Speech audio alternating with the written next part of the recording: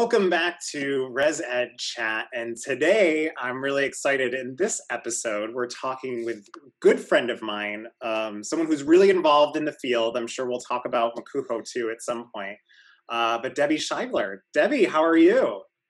Hello, friend. I am doing really, really well. Super excited that you invited me on. Yeah, happy to have you here. For those of you who don't know Debbie, and I think a lot of people do, like, let's be honest, you're pretty popular. But Debbie works as it's true.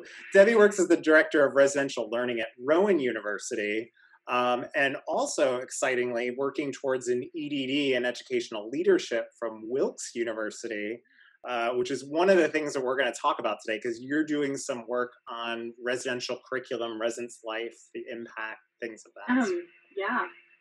Yeah, so it's pretty exciting. So how have you been overall? I mean, COVID's more on the wane now than at the start, but how have you survived that whole period? Friend, it's been a wild ride for all of us, hasn't it? I think every year that progresses in my professional experiences, you find yourself saying, like, wow, we didn't learn that in grad school. We really didn't learn this one in grad school, right, friends? I think it has made me realize what is important about the work that we do, right? That has, for me, been kind of that common theme. Like, there are still days where you're like, why am I doing this? Why do I need this information? Isolation, housing, COVID, testing, like checking in on students, above and beyond what we've done before, or why am I getting this information, or why am I sitting at this table or having this meeting?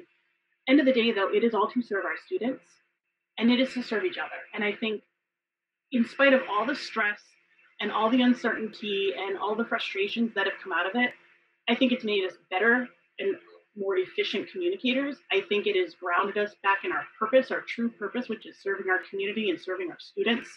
And it has made me appreciate my colleagues, my staff, more than I ever could before, because none of this could have been successful without strong people who actually cared for each other. And so that has been, for me, what has really just gotten us all through it, and what's really been inspiring about all of this uncertainty that we've had to endure and adjust through. Yeah, and I think and the part of it that's, I think, so acute is turn on a dime, right? Not foreseen, didn't know it was coming, make it up as you go, which, I mean, business like people make it up as they go all the time, but not for this sustained of a period of time with so much disruption that you're like trying to find the thing to hold on to that, is some semblance of normal so that you can kind of navigate it better, right? Yeah, I think that whole pivot, right? Like, I swear if I hear pivot and unprecedented, I'm good, like, yeah, we got it. But you're totally right. Like, it's always hurry up, change. We're good at it. And it's definitely capitalized upon that. I also think it's important that we call it out for what it is, right? This has been hard. It is hard. It is not glamorous and sexy and fabulous all the time. So I don't want to in any way, shape, or form sugarcoat what that has been. And I think that it's easy to be like, no, we're amazing, we can do it all. Like, yes, we're amazing, we can do it all. And also sometimes we can't. But definitely that pivoting, that adjusting, that changing on a dime all the time. Like, thank God we have that kind of built into our DNA, because we've had to do it. It's hard. But if anyone can do it, though, it really is the Res Life Student Affairs crew, because this is what we do, and we do have a strength in kind of that element. Yeah. And of course, also do it while being mindful of self-care. How is the institution taking care of its staff in all the different ways that you can take care of your staff, right? Like, I know that's been always part of the discourse that I see online in terms of talking about, compensation. What does it mean to work all hours? What are limits on that? Things of that sort. I wonder too if coming out of this, conversations about that are going to be much more, I don't know, I would say targeted, but I mean, they're going to be much more to the fore, even more so than they were before. And then my hope would be that other people will be more understanding of those conversations now, because they can really, in plain sight, see what does this mean for the people that work for you, Right. That is absolutely. You're so right. I hope that it is prioritized in a very intentional way, and folks are listening too. We're not just talking about it. Like, we're listening and finding solutions for how we can be better and more supportive moving forward. Yeah. Yeah. I don't know if you caught this. I'm gonna get the name of the book wrong, but I'll put it in the show notes for this. But there was recently a book that came out by a number of scholars that talks about um, like a work ideal that exists in student affairs circles that we can never really live up to. What does that mean? How does it get perpetuated in the systems? I think it's about creating sustainable careers in student affairs. And it does a great job of this, but it squarely kind of puts that in a context. And what does it mean to disrupt really the culture that you and I probably were brought into of residence life, of this is what it means to work. You do come in at 7 and no one questions that. And then you have to show up at 9 and no one questions that. It's the way the field is, and trying to disrupt that narrative and say, hey, wait a minute, was that always really the best approach? No, it actually never was the best approach. And it never really was, right? But no one ever disrupted it because people just embraced it as part of their, which I did. Sure. I did too. Right. And now I'm learning that. Yeah. And I think the new generation of professionals are coming in and saying, this isn't what I want to sign up for. This isn't, I love the work. I love the things I do, but like other aspects of my life, also might come before this, need to fit in there somewhere. And they're saying like, this isn't okay. And it probably never was, but no one was disrupted. Yeah. I was having a conversation actually with a colleague just last week. And I was saying this entire experience, like the last year and a half almost at this point, has felt like a reckoning. And I don't say that in a like fire and brimstone, like end of days reckoning, but like this is the chance for us to put the mirror up and finally take a good hard look and say, what is it that we value? What have we been professing? Where have we been missing that mark? Let's be better. Let's do better. Let's shift. Let's adjust. Everybody hates when things are topsy-turvy. No one's in like, I love chaos. No one does. But kind of what you were saying about like embracing that disruption, like that's exactly what this is. Like there's opportunities here. And I think that's what's been exciting, right? About this thing that no one ever wants to do again. That is what has been really exciting about it, because it has, like I said, communication and usage of tech and the ability to flex. And in some cases, this work from home world has been incredibly amazing for staff members. In others, it's been really challenging. But it has forced us to really look at the work we do, the way that we do it, how it's delivered, how it's consumed and received, right? I've got to believe that we are just going to, on the other end of this, look back and say, wow, we did some stuff. And look how great it's turned out, and look at all these great products. And here's the things that we are never going to do again because we know better now. Yeah. I think it really had an opportunity to expose, things that people never questioned. This is just the way we do it. Right. And it forced you to go, hey, wait a minute. Maybe we never needed to do that. Right. And hopefully those are the things that stick instead of just going completely back to the way things were. Right. Like it's just such a good opportunity that I hope that's what comes out of it. I don't know that it will come out of it everywhere. Not everywhere. But I hope in general that's what the takeaway is. There's a presentation. There's an MACUHO panel in there somewhere. I'm sure. Okay. Well, we'll have to put something together. Reach out to me in the chat. Yeah. Well, I also wanted to bring you on because I wanted to talk about your research, because I think it's really, really awesome that you're focusing in on an aspect of residential curriculum. Obviously, I'm a big nerd about residential curriculum. I love talking about it. I've been on the faculty of the Institute for a number of years. But there is a lack of formalized research into curricular approaches, like all aspects of it, the effects of it, how to structure it, who does what, etc. So tell us a little bit about the path you're going down, because you're you're in kind of proposal.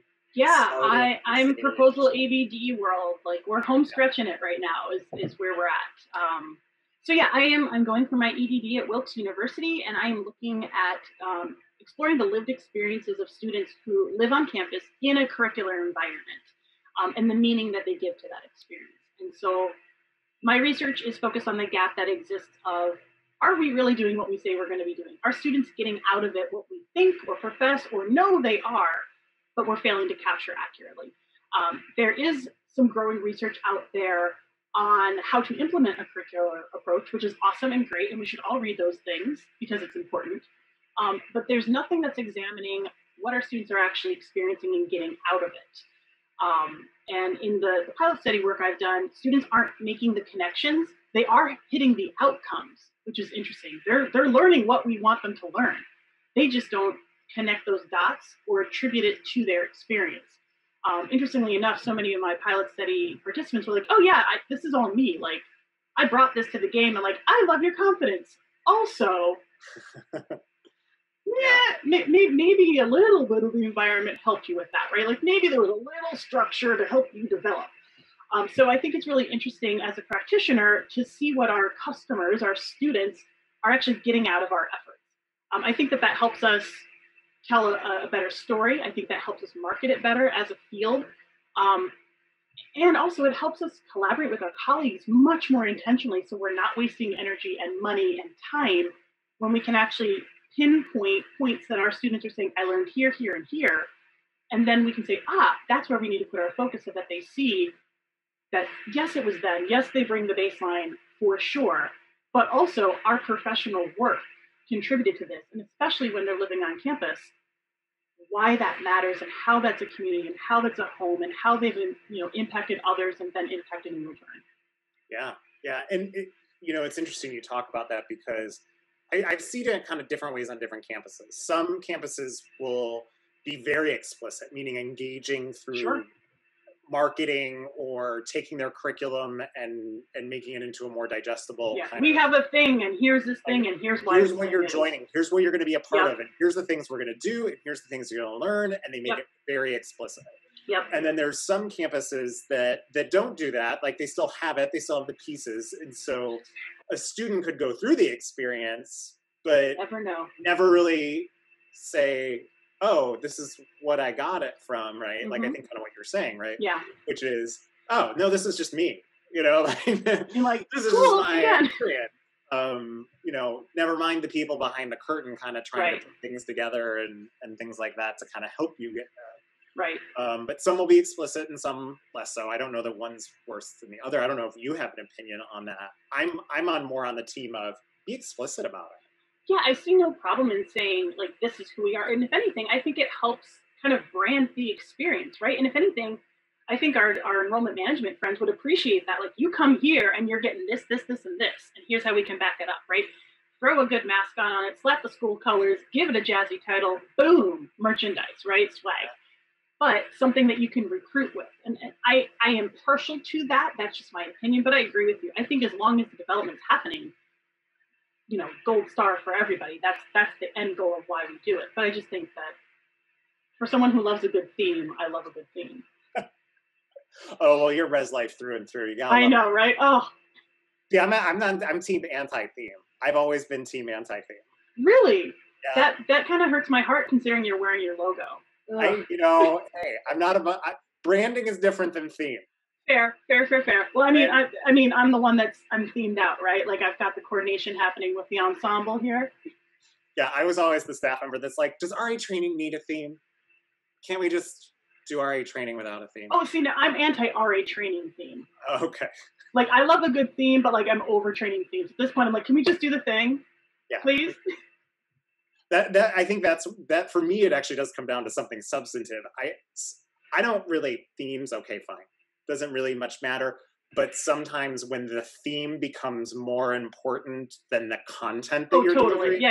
that all your energy goes into the theme, that's where I have the problem. Well, and I think you got to get the construction hat and the clipboard and the overall, Yeah, like, have fun with it, great. But if it's to now the detriment of the content, maybe not. I mean, it's the same. I think it's a curricular kind of concept too, right? Like, if hey, RAs, I want you to create programs and do things you're excited about. Mm-hmm. But if that's all we're doing and we're not helping our students learn and develop, then I think we need to shift that kind of time. I agree completely. And frankly, we can tie that back to the whole COVID thing, right? Like, let's be efficient. Let's make sense. Let's do good work that is grounded so we're not spinning our wheels. 100%. Way to bring that all back, Paul. Well, I can't not look at the COVID experience and not think of the connection to the work of Curricular. Sure, absolutely. They're, to me, they're one and the same. They're the same philosophic kind of bucket together. Yeah, ooh, I like it. Philosophic bucket. Philosophic. I'm gonna find a way to incorporate that into my methodology. Yeah. Well, my undergraduate degree is in philosophy, so I like it. I have that kind of connection. So, well, I know we're almost up with the time that we had to spend today, but anything that, do you want to ask any folks if there's anything they can do to help you out, or suggestions, or they say, hey, I'm working on something like this, how should they connect with you, or something like that?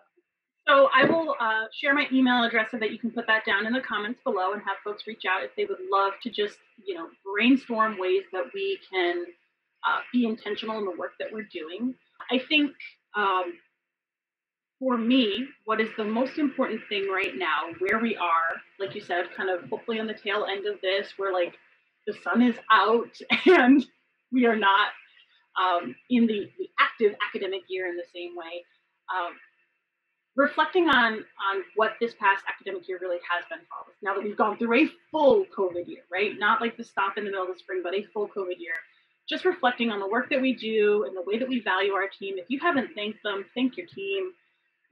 If you haven't sat down and evaluated the ways you've been investing your energy in your students, I would encourage you to do that. And if you are interested in having a conversation about that lived experience of our students and how we can better tell that story to our stakeholders, I would love to connect with you and just kind of shoot the breeze over a virtual cup of coffee and contribute to this literature, because it is the wave of our profession's future. It really is. And I think more of us need to kind of get in that curricular mindset so that we can support our students, we can justify what we're doing, we can tie it back to theory, to literature, and provide really intentional experiences for our students. Yeah. It's all about the learning partnership, right? My favorite concept coming out of Baxter McGill, fangirl right here. The learning partnership. So, well, thank you. And I will tell folks, when Debbie says, "Hey, let's connect," she means it, because if I know one thing about Debbie, it's that she's a connector. She does that in our field. Like, that is in your strengths quest. I'm sure there's some kind of connector type. It's up there. That does not surprise me in the least. But thank you so much. Good luck on your research and your dissertation. Thank you. I'll be following very closely. And thanks for coming on. Thank you. Appreciate it. Bye, everyone. Bye.